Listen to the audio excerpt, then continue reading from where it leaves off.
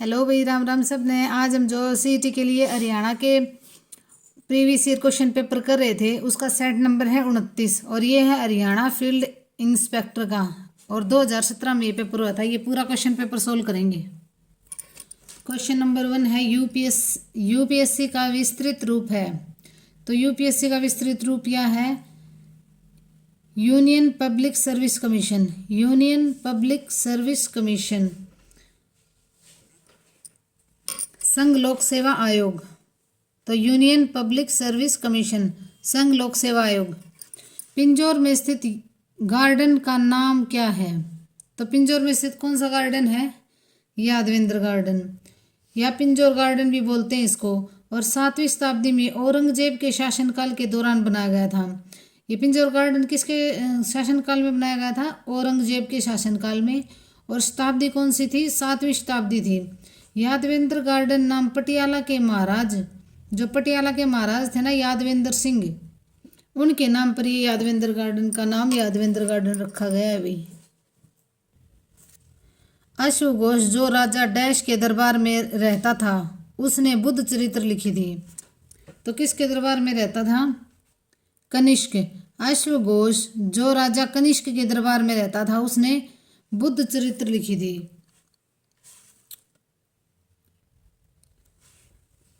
बुद्ध चरित्र में इनकी प्रसिद्ध रचना थी।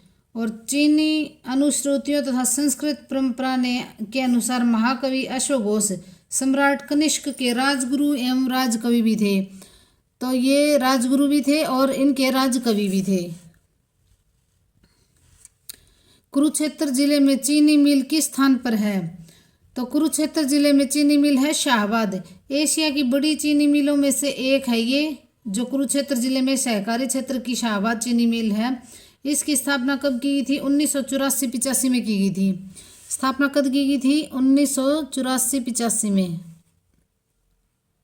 1984 और 85 में इसकी स्थापना की गई थी।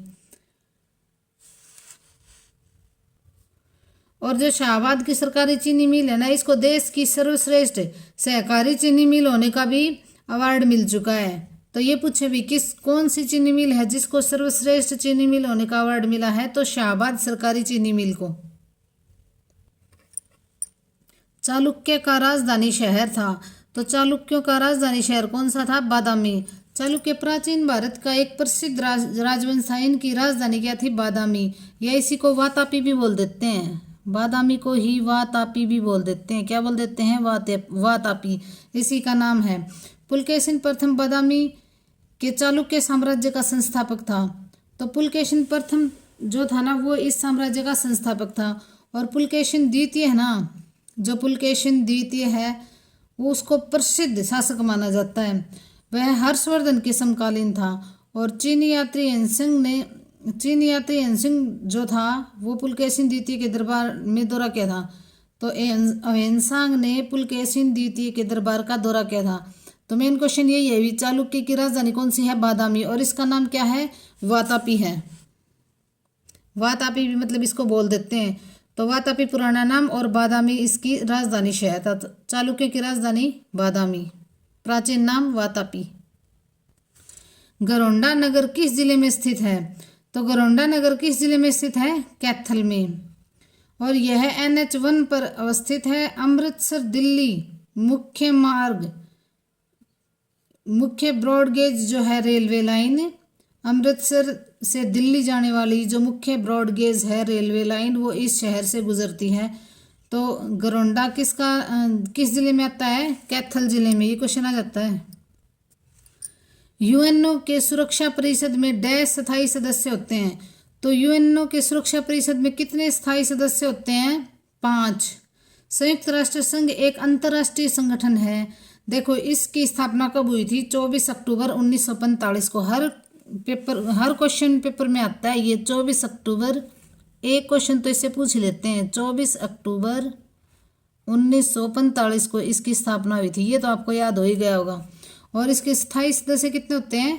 5 इसके स्थायी सदस्य होते हैं और 10 अस्थायी सदस्य होते हैं। ये भी अब स्थायी पूछा है तो अस्थायी भी पूछ लेंगे। 10 अस्थायी सदस्य और 5 इसके स्थायी सदस्य होते हैं। और इस संस्था की संरचना में आम सभा, सुरक्षा परिषद, आर्थिक व सामाजिक परिषद, सचिवालय और अंतर्राष्ट्रीय न्यायालय सम्मिलित हैं। तो इसमें कौन कौन से न्यायालय सम्मिलित हैं, एक बार फिर से देख लो। आम सभा, सुरक्षा परिषद, आर्थिक व सामाजिक परिषद, सचिवालय और अंतर्राष्ट्रीय न्यायालय इसमें सम्मिलित हैं। और सुरक्षा परिषद में 5 स्थायी और 10 अस्थायी सदस्य सम्मिलित हैं। और इसकी स्थापना कब हुई थी? 24 अक्टूबर 1945 को। हरियाणा के प्रथम गैर कांग्रेसी मुख्यमंत्री कौन थे?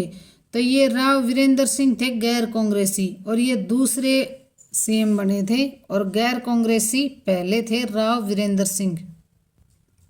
भारत की श्वेत क्रांति के लिए किसे अग्रसर माना जाता है? तो भारत की श्वेत क्रांति के लिए किसे अग्रसर माना जाता है? ये थे वर्गीज कुरियन को। और इसको ऑपरेशन फ्लड के रूप में भी जाना जाता है। श्वेत क्रांति को ऑपरेशन फ्लड के रूप में भी जाना जाता है।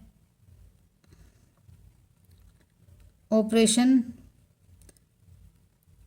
फ्लड, श्वेत क्रांति को ऑपरेशन फ्लड के रूप में भी जाना जाता है। और इसके लिए अग्रसर किसको माना जाता है? वर्गीज कुरियन को माना गया है। इनके जनक, ये घुमा फिरा के यूं ही दे देते हैं अग्रसर। इनके जनक कौन है? वर्गीज कुरियन। 1857 में फर्रुखनगर के किस नवाब ने अंग्रेजों से टक्कर ली? तो ये होगा गयासुद्दीन ने। ये थे 1857 की क्रांति के दौरान फर्रुखनगर के नवाब गयासुद्दीन ने क्रांति में भाग लिया था। तो फर्रुखनगर के किस नवाब ने? गयासुद्दीन ने। राजा रवि वर्मा थे। तो राजा रवि वर्मा क्या थे? चित्रकार थे।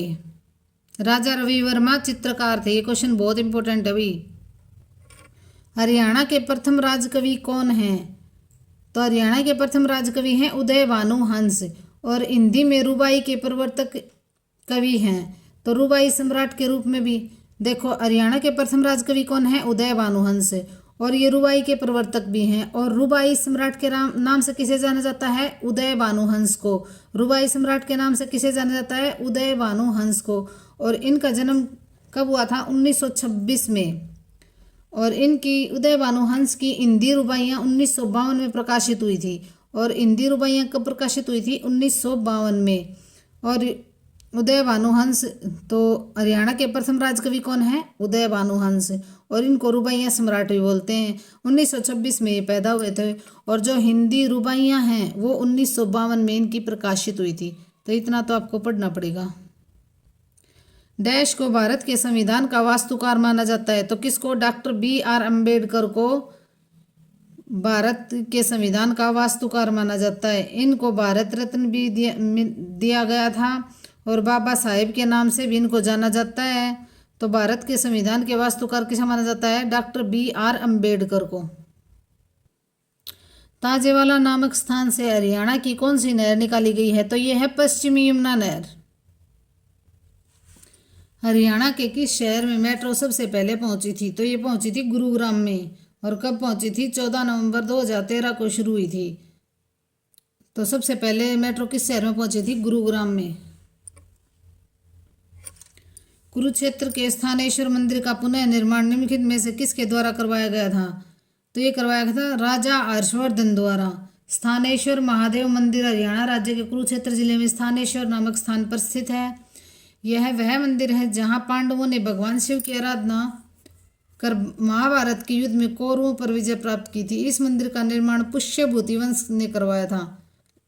देखो, इस मंदिर का निर्माण किसने करवाया था? स्थानेश्वर महादेव मंदिर का निर्माण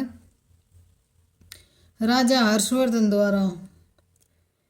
लेकिन देखो भाई, अगर इसका निर्माण शुरू में करवाया था पुष्यभूति वंश ने, लेकिन इस मंदिर का पुनः निर्माण करवाया था राजा हर्षवर्धन ने। लेकिन इस क्वेश्चन के अकॉर्डिंग क्या आएगा? राजा हर्षवर्धन ने इस स्थानेश्वर मंदिर का पुनः निर्माण दे रखा है। तो पुनः निर्माण राजा हर्षवर्धन ने करवाया था। और निर्माण किसने करवाया था? पुष्यभूति वंश के राजाओं ने। तो पुनः निर्माण राजा हर्षवर्धन ने। कोथली उपहार किस अवसर पर दिया जाता है? तो कोथली उपहार दिया जाता है तीजों के अवसर पर।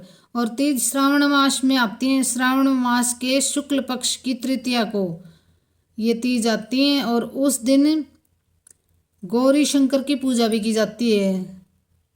और कोथली उपहार तीजों के अवसर पर दिया जाता है। तो देखो भाई, तीजें किस मास में आती हैं? श्रावण मास में, और शुक्ल पक्ष में आती हैं।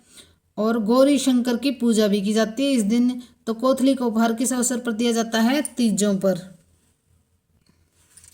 सीही गांव को किस संत कवि की जन्मभूमि माना जाता है?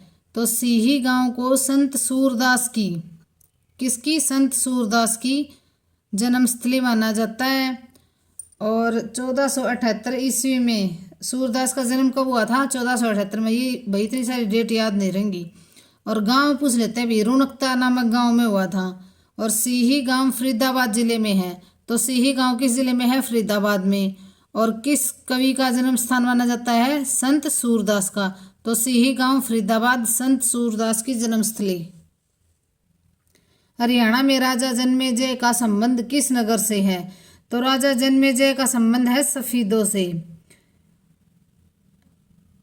महाभारत कालीन पांडव अर्जुन के प्रोक्ष में महाराज पुष्यभूति के पुत्र जन्मेजय ने बसाया था इसको। और अपने पिता परीक्षित को किसने? नाग ने डस लिया था और उससे उनकी मृत्यु हुई थी।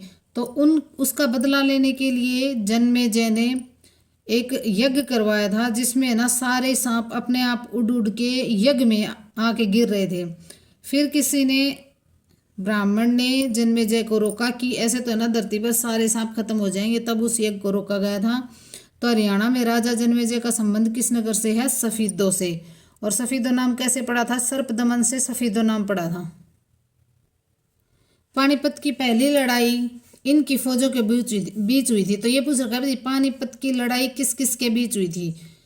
पानीपत की पहली लड़ाई किस किस के बीच हुई थी? तो बाबर और इब्राहिम लोदी के बीच हुई थी पानीपत की पहली लड़ाई। और कब हुई थी? 21 अप्रैल 1526 को। तो कब हुई थी? ये हुई थी भी 21 अप्रैल 1526 को पहली लड़ाई। और दूसरी लड़ाई थी 5 नवंबर 1556 को। 1526, 1556। और तीसरी लड़ाई थी 1761 को, 14 जनवरी 1761 को। हर पेपर में बताती हूँ भाई मैं। 21 अप्रैल 1526 की 26 को पानीपत की पहली लड़ाई किस किस के बीच में थी? बाबर और इब्राहिम लोदी के बीच में।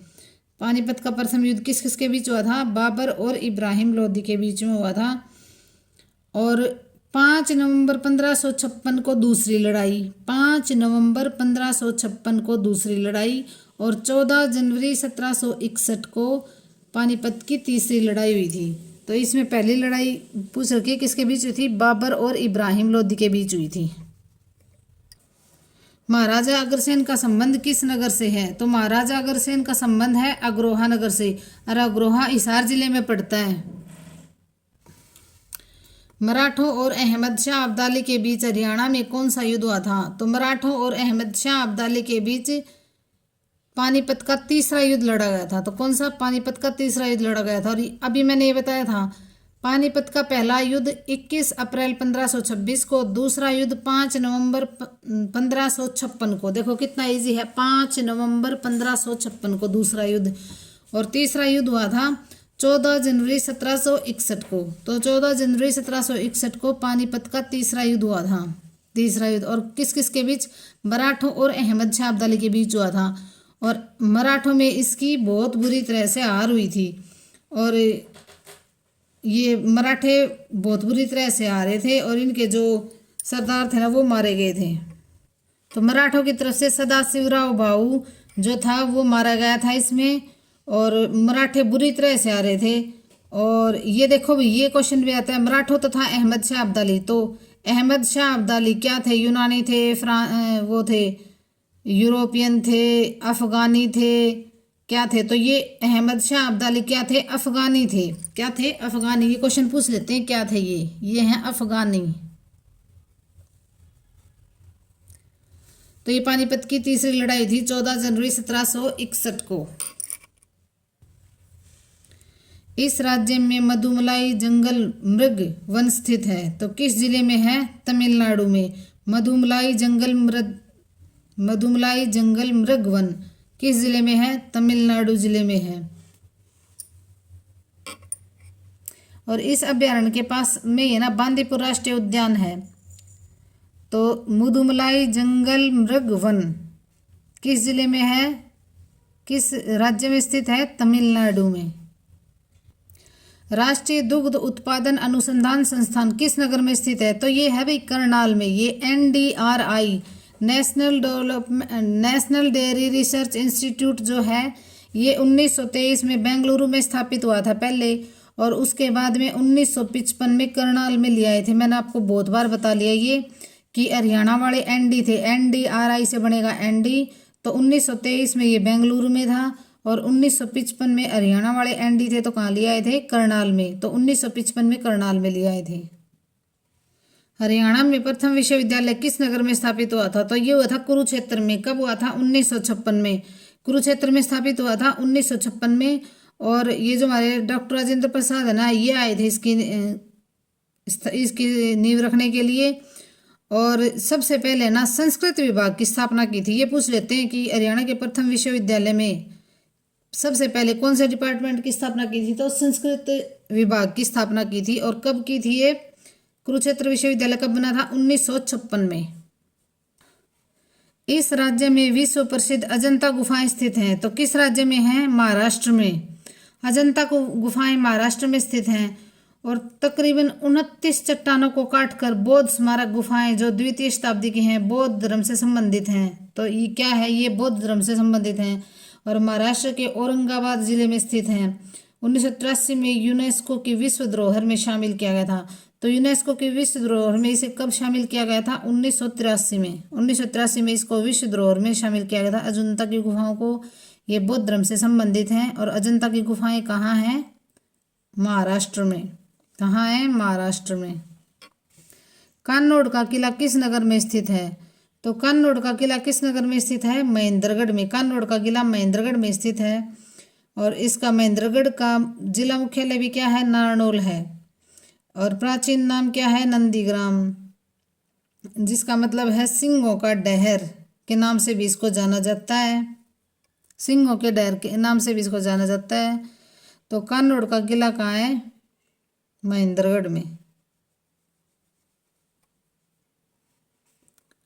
मृत सागर यहाँ स्थित है, तो मृत सागर कहाँ स्थित है, इजराइल के जॉर्डन में। इजराइल की मृत सागर जॉर्डन और इजराइल की सीमा पर स्थित है। तो मृत सागर कहाँ है, इजराइल में।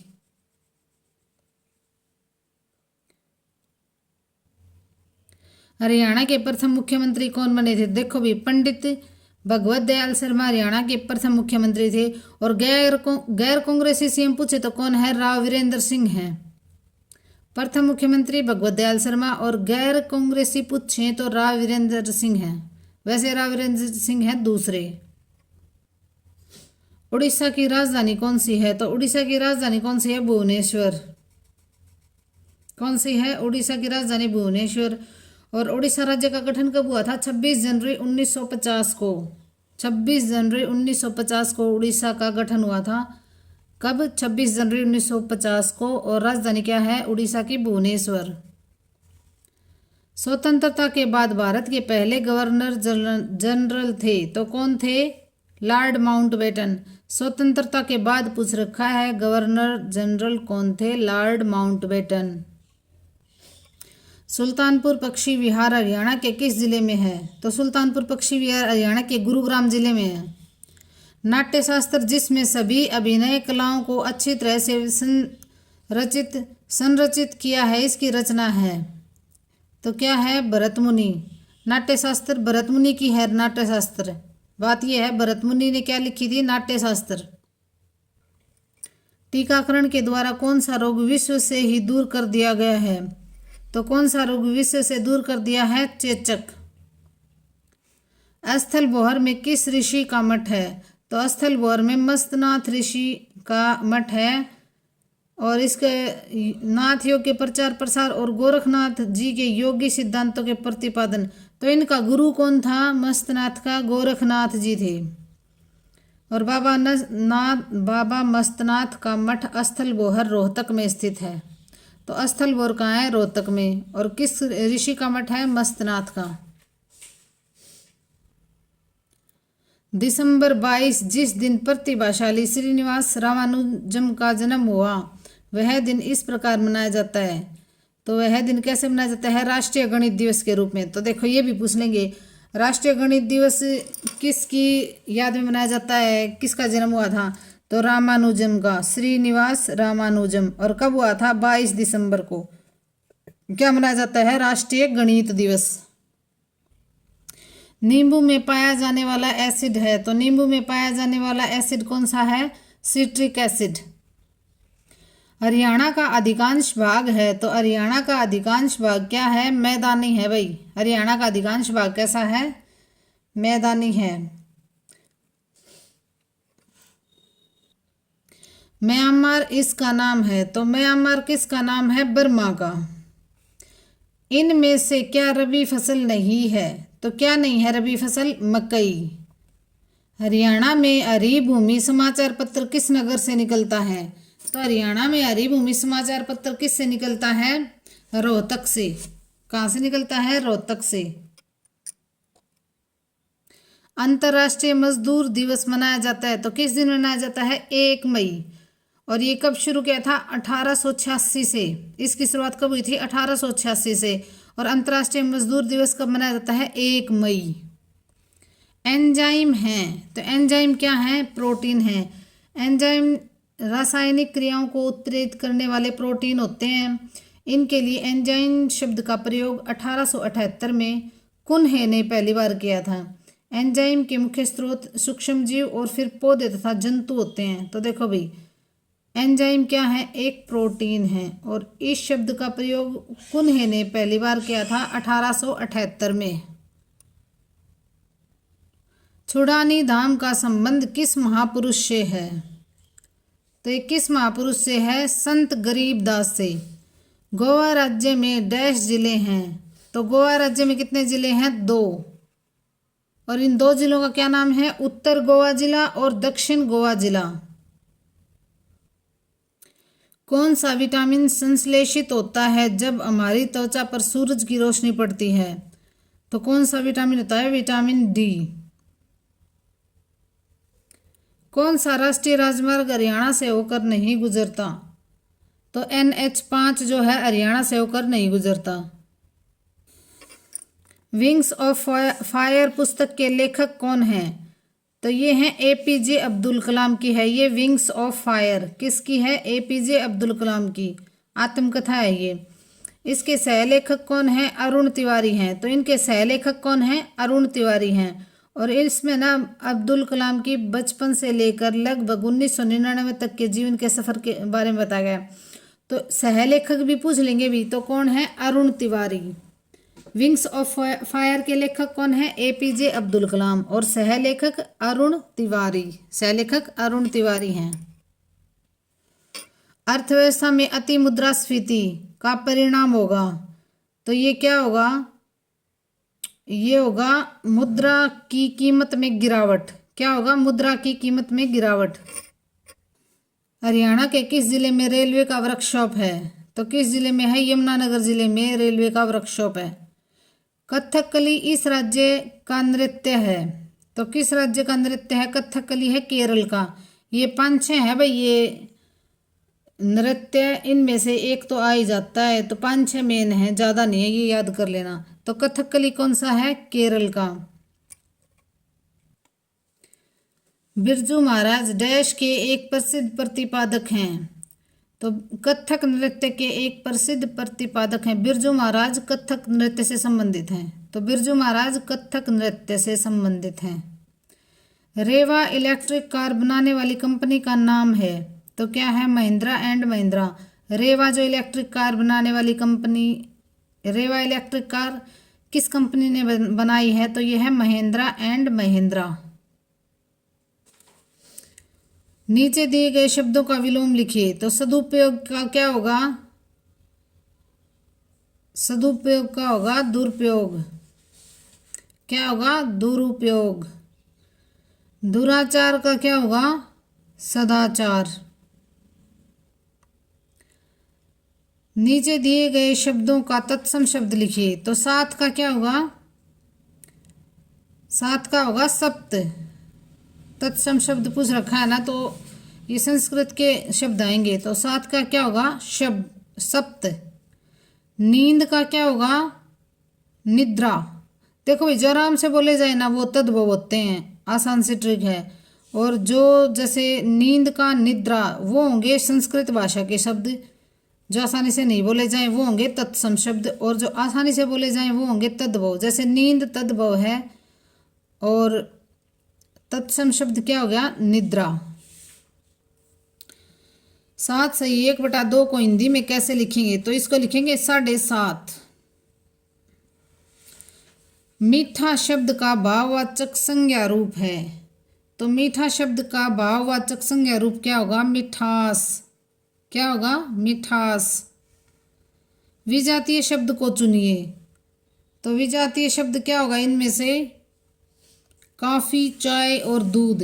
ये तीनों पीने के लिए हैं, लेकिन बात क्या होता है? ये जो चावल और ये होते हैं ना, मतलब ये खाने के लिए, खाने की चीज़ है ये बात। कॉफ़ी, चाय और दूध ये पीने के लिए है, तो विजातीय इनमें से बात होगा। दोस्त का विरोधार्थक शब्द लिखिए। तो दोस्त का विरोधार्थक शब्द क्या होगा? मतलब विलोम, दोस्त का दुश्मन। बुरा इसका भाववाचक संज्ञा रूप है।